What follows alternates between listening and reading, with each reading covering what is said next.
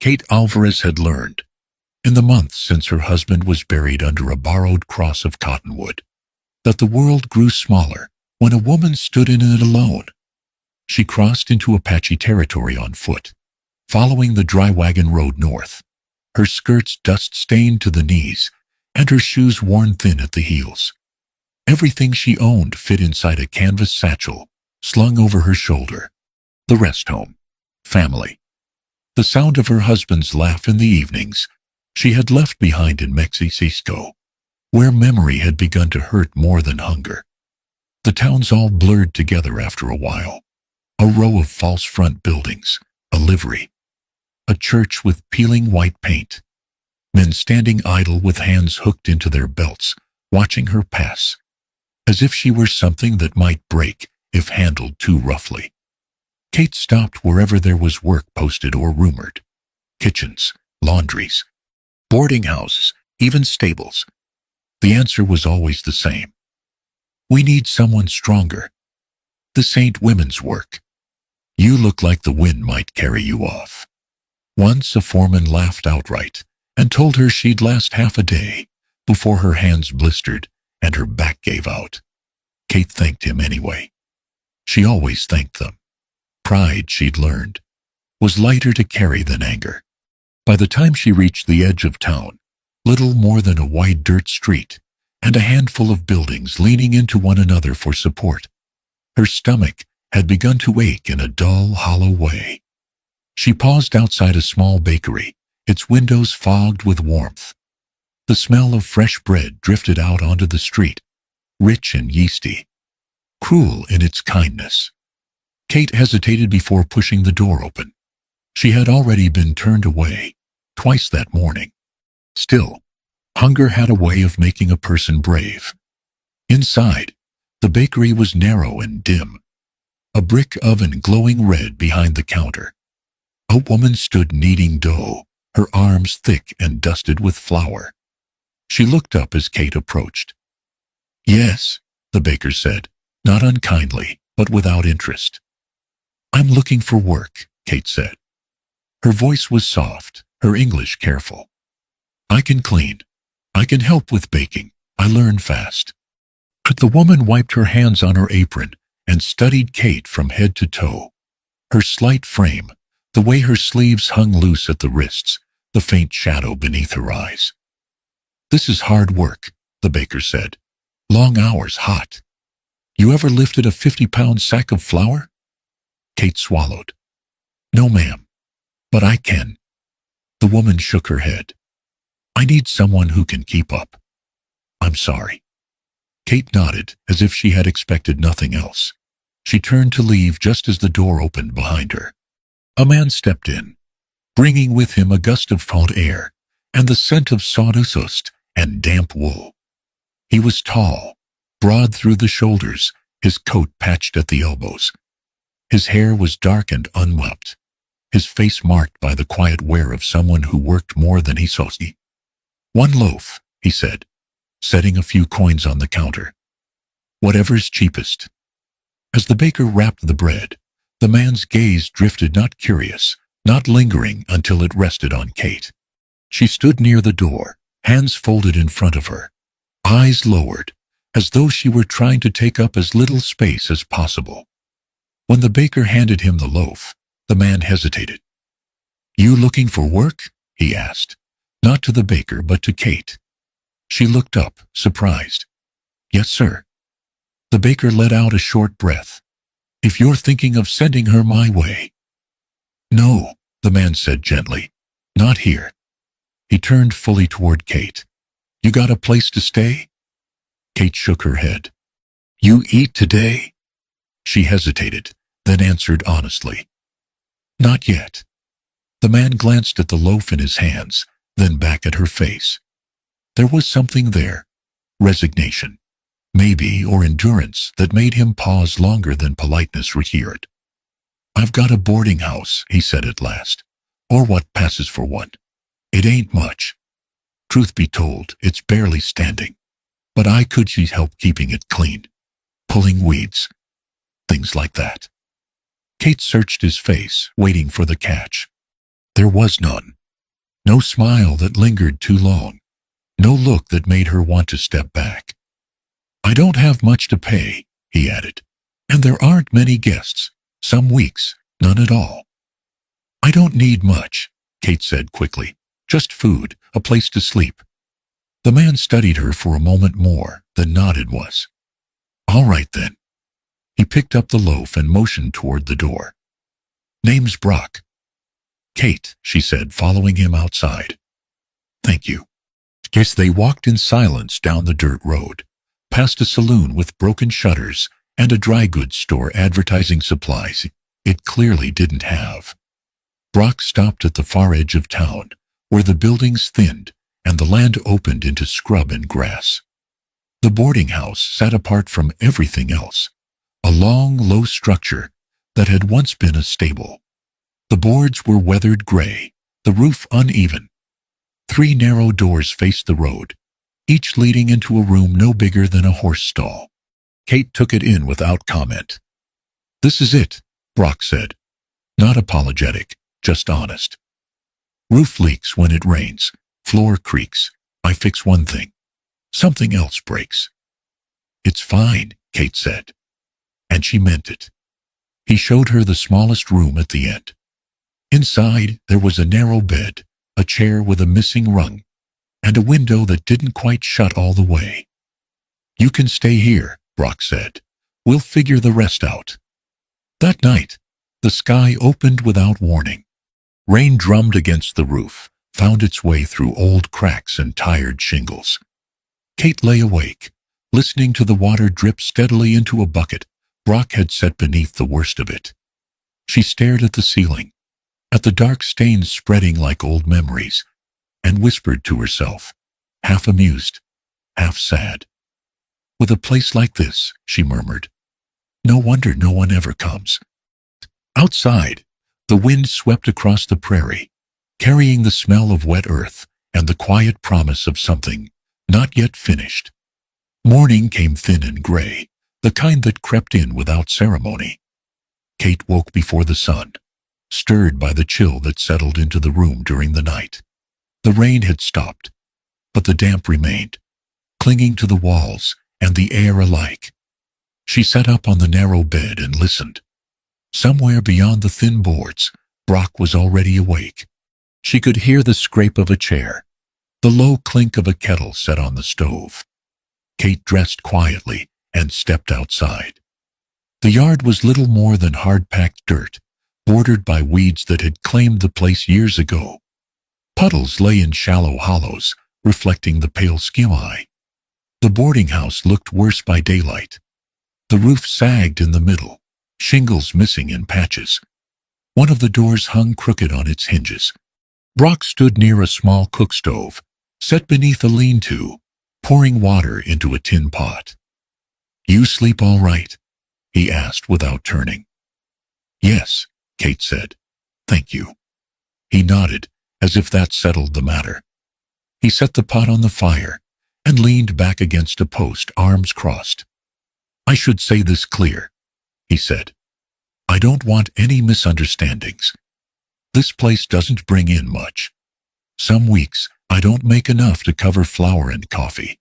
If you stay, I can give you meals and a roof. Maybe a few coins now and then, when there are guests. But it won't be steady. Kate met his eyes. I understand.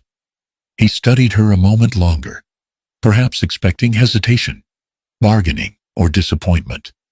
When none came, he looked away. Work's simple enough, Brock went on. Sweep the rooms. Keep things as clean as they can, Boo-eye. Pull weeds when the ground's soft. There's a patch out back where something might grow, if you've a mind to try. I do, Kate said. Too quickly, perhaps. I like gardens. Brock's mouth twitched, not quite a smile. Most folks don't see much point in one out here. Kate watched him carry the pot inside. When he returned with 2 tin cups, the coffee was thin, but hot. She drank it slowly, savoring the warmth as much as the taste. Brock ate a heel of bread in silence, his gaze drifting toward the road, empty at that hour.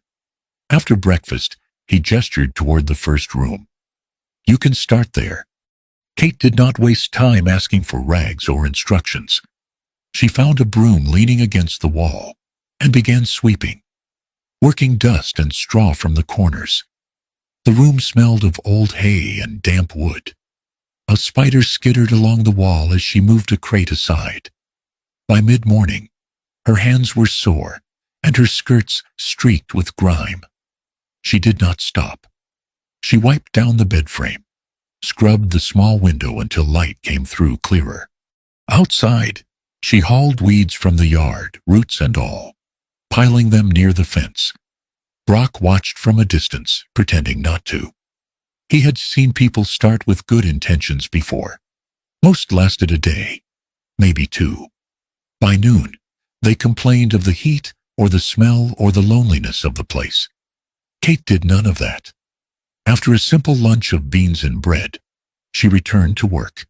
When she noticed water stains along the eaves, she dragged a ladder from behind the stable and climbed up, without asking. Brock looked up just as she was pulling herself onto the roof, skirts tucked carefully out of the way. "What do you think you're doing?" he called. "Fixing the leaks," she said, already moving along the sagging boards. "You could fall." She glanced down at him. "I won't." And she didn't. By late afternoon, she had packed mud and scrap wood into the worst of the gaps. It wasn't a proper repair, but it would hold until the next rain. She climbed down, brushing dust from her hands. "That'll help," she said, as if stating a simple fact. Brock stared at the roof, then at her. Something shifted in his expression. Not surprise, exactly, but recognition. That evening, they ate together for the first time. Kate cooked, asking only where things were kept. She made a thin stew from what little Brock had, stretching it with herbs she'd found growing wild near the creek. Brock noticed the difference at the first bite, but said nothing, only nodded and ate. After supper, Kate took a bucket and scrubbed the small common space until the floor showed through the grime. Brock mended a loose hinge, working by lamplight. They did not speak much, but the silence felt different now, less empty. When night fell, Kate returned to her room. The roof held. Only one slow drip found its way into the bucket. She lay back on the bed, listening to the sound of wind moving through grass beyond the walls. The next days followed the same quiet rhythm. Kate rose early, worked until her muscles burned, then worked a little more.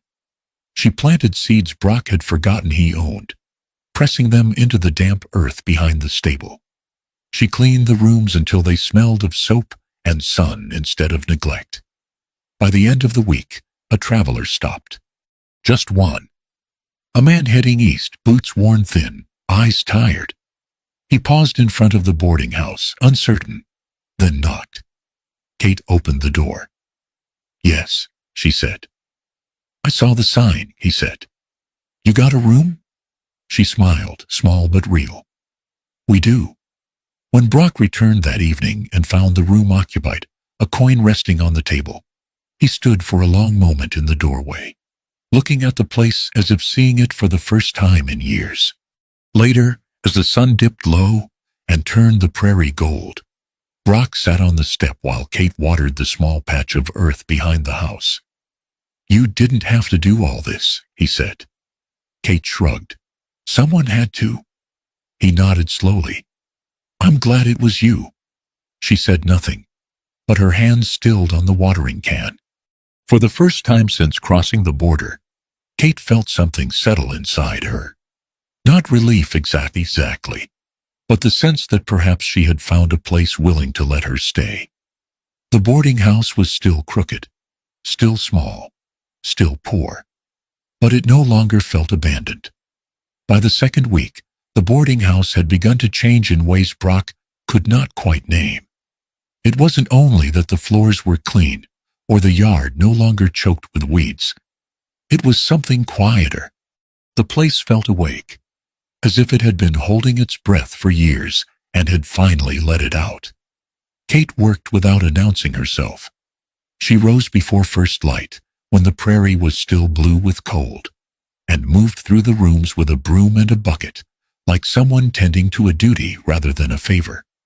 She shook out blankets, patched small tears with careful stitches, wiped down door handles worn smooth by hands long gone. Brock noticed things he hadn't before. How the sunlight now reached farther into the rooms once the windows were scrubbed clear. How the air smelled less of damp wood and more of soap and earth. How the doors, once left shut out of habit, were now opened each morning to let the place breathe. He didn't comment on any of it. Praise had never come easily to him, and Kate didn't seem the sort to expect it. One afternoon, Brock returned from town, carrying a sack of nails, and found Kate kneeling in the dirt behind the stable. She had rolled her sleeves past her elbows, her dark hair pinned up and already coming loose. In front of her, a narrow garden bed had taken shape straight lines where there had been none before. "What's all this?" he asked. "Flowers," she said, not looking up, "and a little rosemary, if it takes. Flowers won't bring in guests." "No," she agreed, "but they might make them stay." Brock considered that. He set the nails down and watched her press oil gently around a small green shoot. "You ever done this kind of work before?" he asked. "All kinds," Kate said, "whatever needed doing." He nodded, understanding more than she had said. That evening, they cooked together. Brock chopped onions while Kate stirred the pot, the two of them moving around the small space without bumping into each other, as if they had practiced it before. They ate at the rough table Brock had built years back, legs uneven, surface scarred with old knife marks. "You don't have to cook every night," he said. "I don't mind." "Still," she smiled faintly, "I like it." They ate in companionable silence. Outside, the wind moved through the grass, low and steady. The next guest arrived 3 days later. Then another. Nothing steady yet, just men passing through, looking for a bed and a meal. But they paid. They stayed. And when they left, they nodded to Kate and said their thanks. Brock found himself listening for footsteps on the road in the evenings, something he hadn't done in years. One night, as they sat on the step watching the sky darken, Brock spoke without looking at her.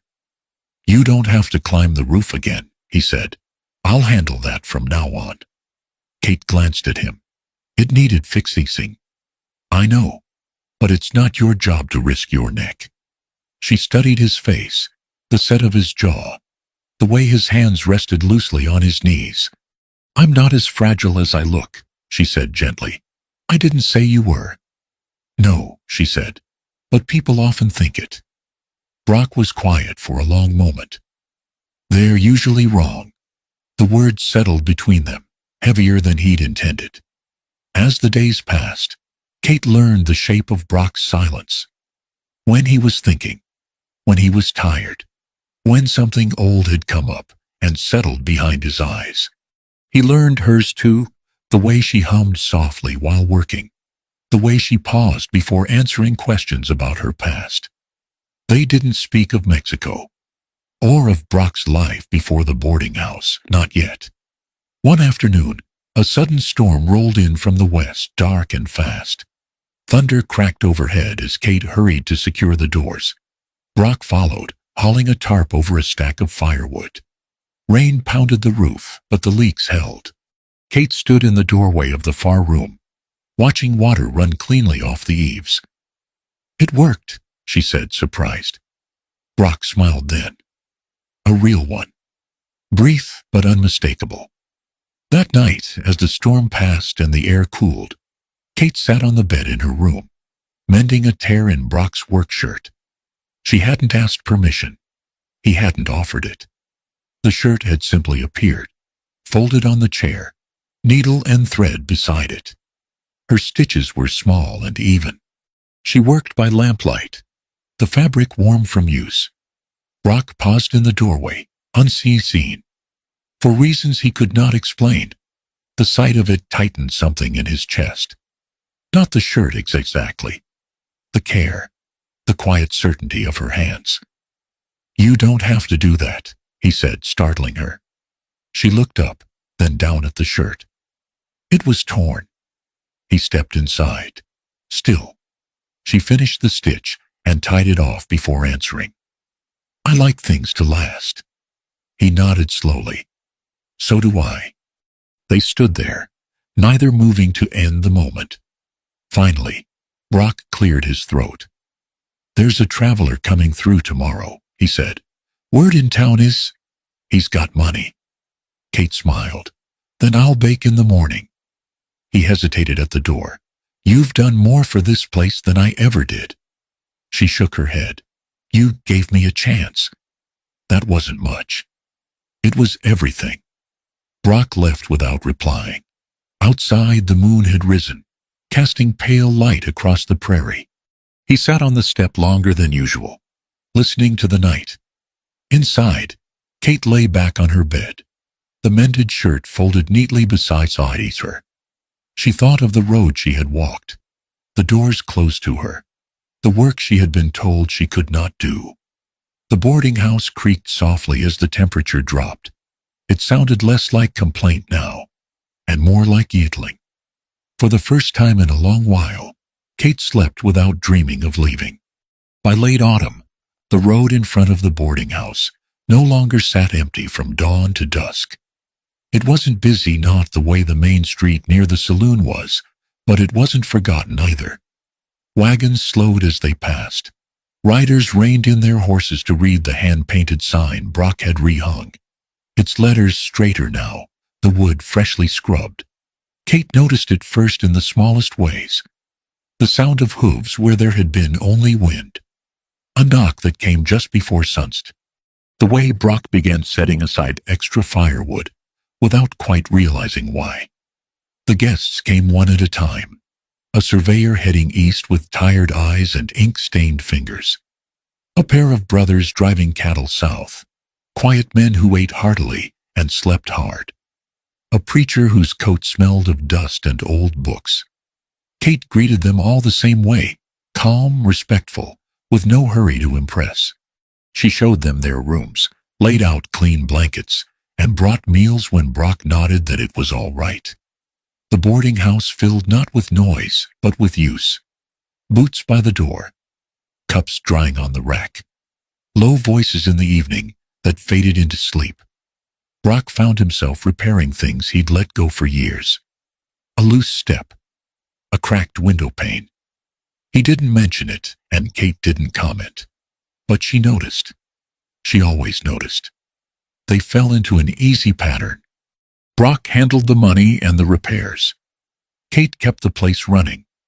In the evenings, when the guests had settled in, they cooked together by lamplight. Sometimes they talked. Sometimes they didn't.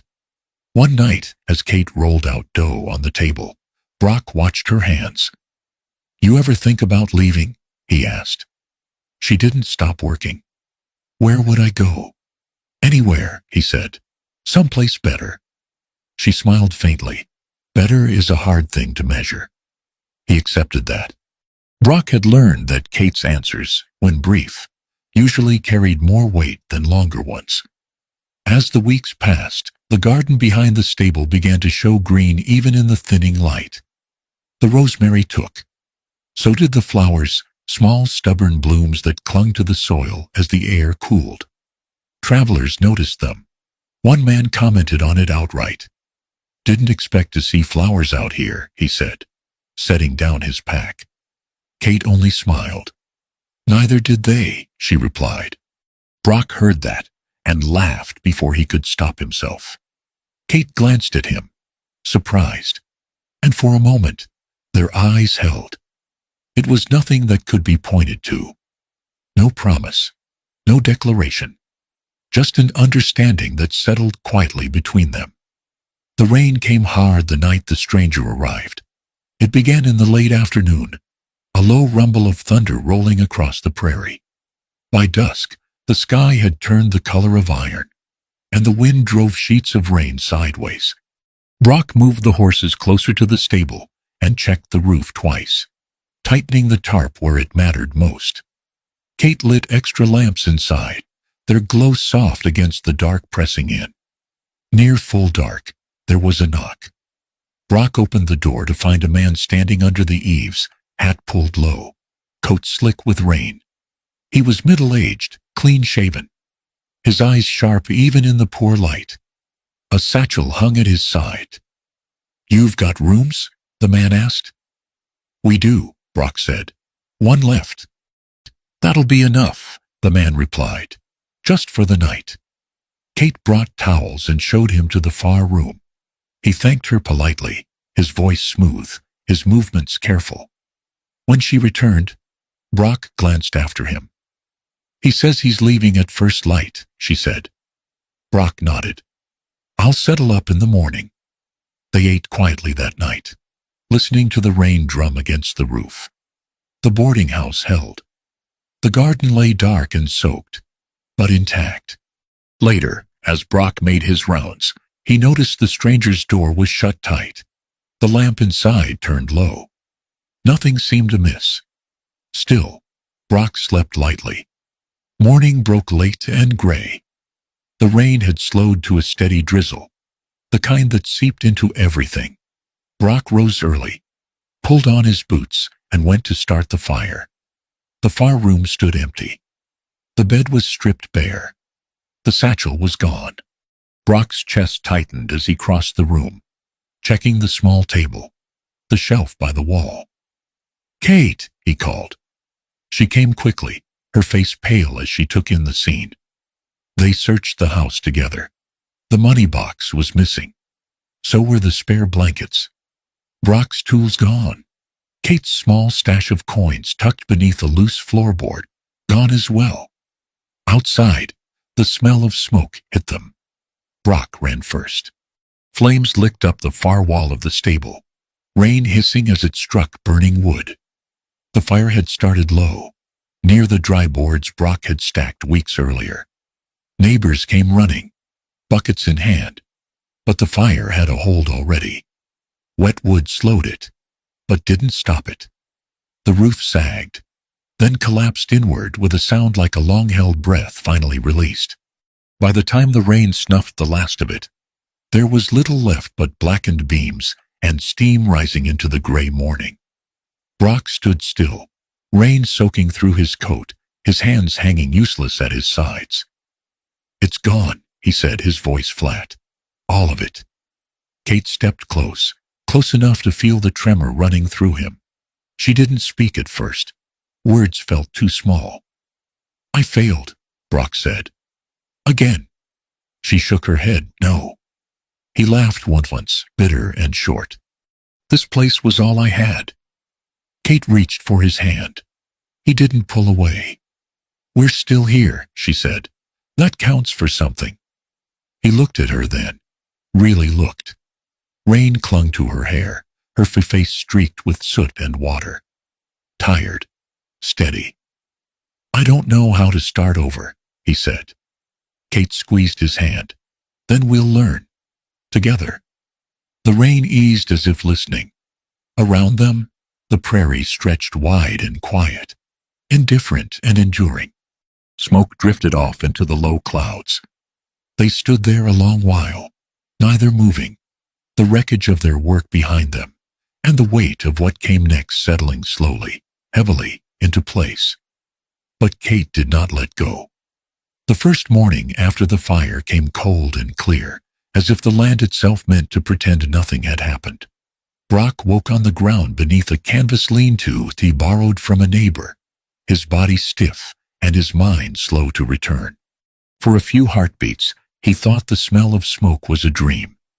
Then he opened his eyes and saw the blackened ribs of what had once been the boarding house, standing crooked against the pale sky. He sat up and rubbed his face with both hands.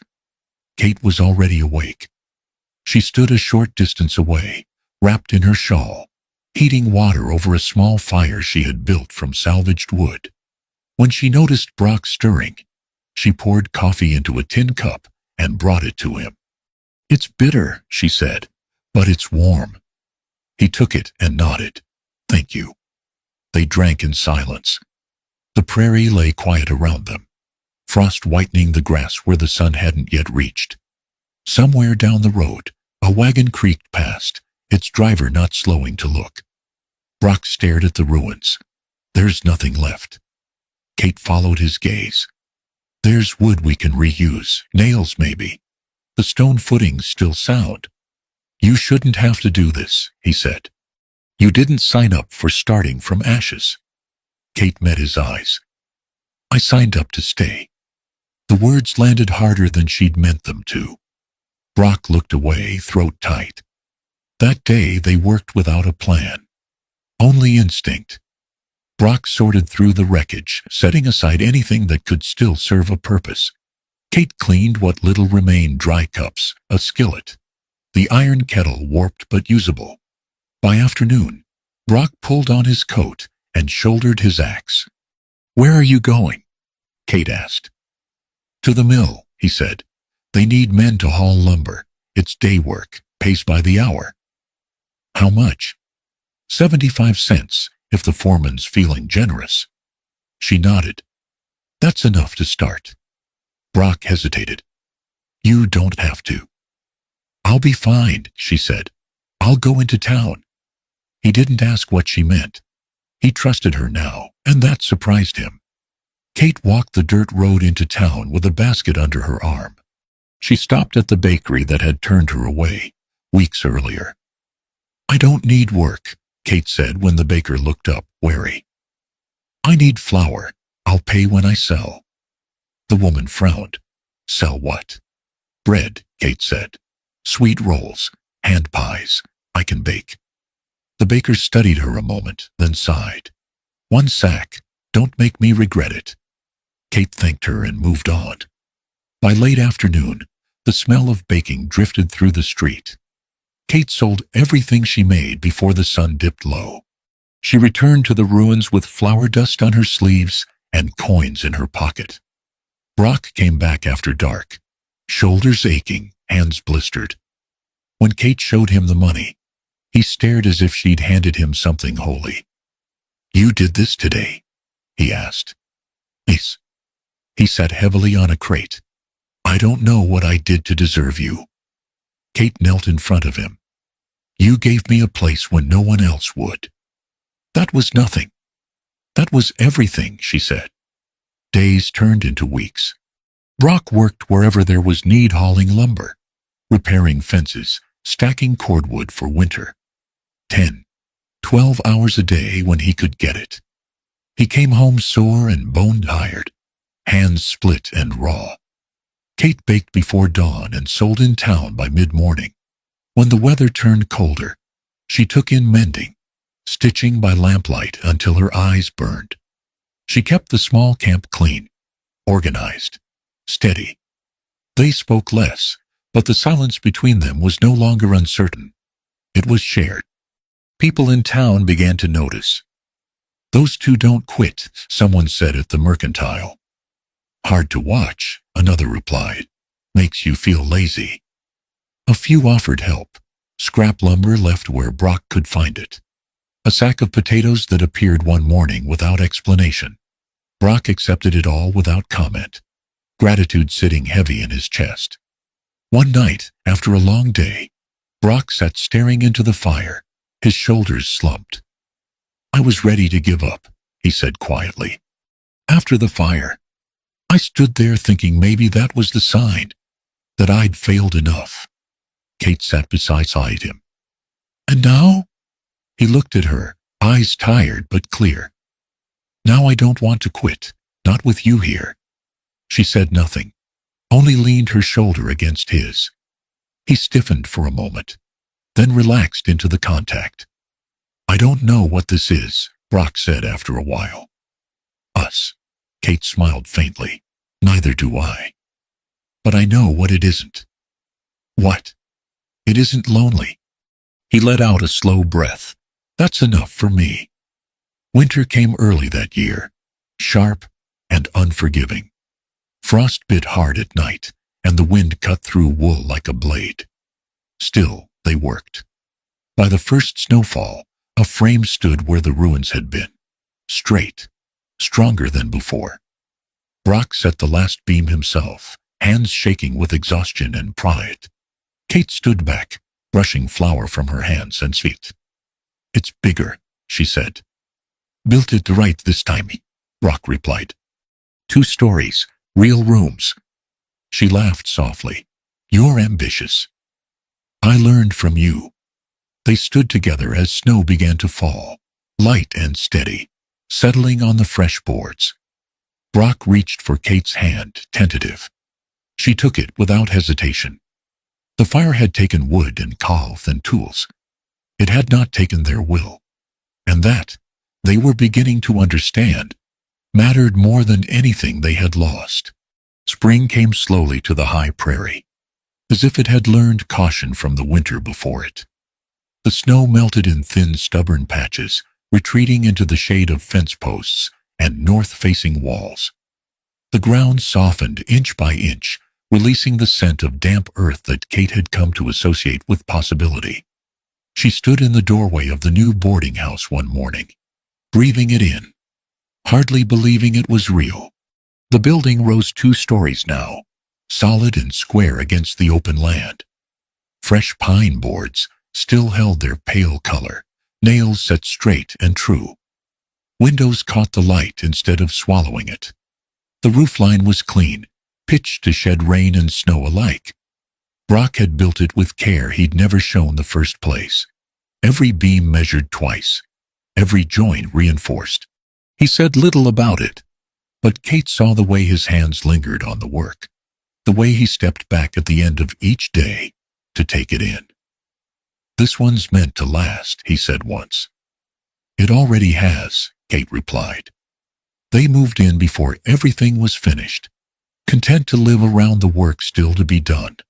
Kate set up a proper kitchen on the first floor, shelves lined with jars she'd been filling since winter. Brock built a long table from reclaimed planks, sanding it smooth until it shone. The garden came next. Kate broke the ground herself, turning the soil with a borrowed spade until her back ached. Brock hauled water from the creek in 5-gallon buckets, setting them down beside her without comment. Together they planted seeds, flowers first, then herbs and vegetables. "Flowers don't feed anyone," Brock said mildly. "They feed something," Kate answered. By May, green spread across the yard like a promise kept. The rosemary returned, stronger than before. New blossoms followed, small at first, then bold, catching the attention of anyone passing on the road. The boarding house opened quietly. No grand sign, no announcement. Just the door unlocked and a lamp lit at dusk. The guests came. Some stayed a night, some a week. A few returned months later, surprised to find the place still standing, better than they remembered. Word traveled, slow but steady, the way it always did out here.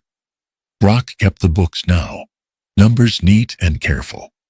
Kate handled the rest. She greeted guests, cooked meals that filled the rooms with warmth, kept the place running with a calm competence that drew people in and put them at ease. In the evenings, when the house settled, Brock and Kate sat on the porch and watched the sky change. They spoke of small things, of repairs still needed, of seeds to try next season. They did not speak of the fire. It came up once, when a traveler asked about the newer boards, the faint smell of pine that lingered in the halls. "Fire took the old place," Brock said simply. Kate rested her hand on his arm. "It didn't take everything." The traveler nodded, as if he understood. Summer brought long days and steady work. Brock hired help for the heavy lifting, paying fair wages when he could. Kate expanded the kitchen, baking bread and pies that sold out before noon. People in town spoke of them with a kind of respect that surprised Brock. Not admiration exactly. Something quieter, earned. One afternoon, as Kate hung laundry in the sun, Brock approached her, hat in hand. "There's something I've been meaning to ask," he said. She turned to him. "All right. We could make this official," he said. "Us, if you want." Kate studied him, the honest set of his shoulders, the way he stood as if ready to hear no and accept it. "I already chose you," she said. "I don't need papers for that." Brock let out a breath he'd been holding. "Then stay." "I plan to." They did marry eventually, but without ceremony. No dress bought new. No guests beyond a handful of friends and neighbors who stood witness in the yard beneath a wide skiwuti. Kate wore a simple blue dress. Brock's hands shook when he took hers. It was enough. Years later, Kate would stand on the porch and watch travelers approach, her hair streaked with silver, her hands still strong. Brock would sit beside her, tools never far from reach. On one such evening, a young woman paused at the edge of the yard, uncertainty written plainly across her face. "Is this the boarding house?" she asked. Kate smiled. "It is." "Is there work?" the woman asked quietly. Kate glanced back at Brock, then returned her gaze to the girl. "There's always work," she said, "and room." As the sun dipped low and painted the prairie gold, Brock stepped closer, slipping an arm around Kate's shoulders. They looked out over the land, the garden in full bloom, the house standing firm, the road stretching on toward places they would never see. "What do you call this place?" Brock asked. Kate thought of the weeds she'd pulled, the roof she'd patched, the fire they'd survived, of the way roots held fast even in poor soil. "Home," she said. Brock nodded. "That's what I thought."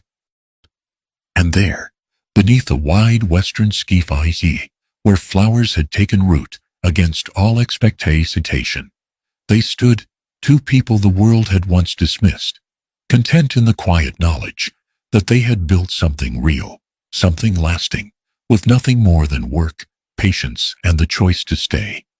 Thank you for spending this time with Brock and Kate, and for walking with them across the hard ground and quiet hopes of the West.